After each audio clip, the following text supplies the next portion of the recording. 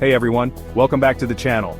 If you're creating video tutorials but they're not getting the views you deserve, you're in the right place. Today, I'm going to show you how to use VidIQ to find the perfect keywords and optimize your tutorials for maximum reach. So let's talk about why tutorials need optimization.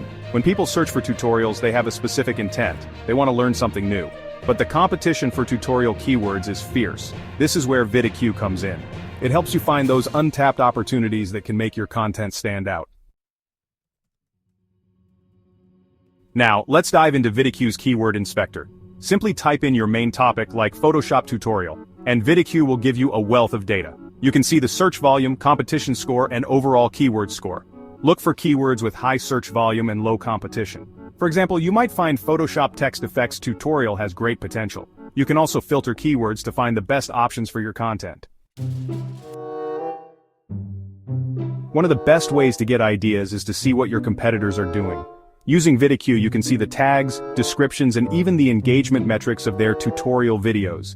This will give you valuable insights into what's working in your niche. Your title is the first thing people see, so it needs to be catchy and relevant. Use your target keywords naturally. For example, instead of just Photoshop tutorial, try Photoshop tutorial. Remove background in 3 easy steps. Explain how to write a detailed description with relevant keywords and timestamps. Show how to use VidIQ's description recommendations.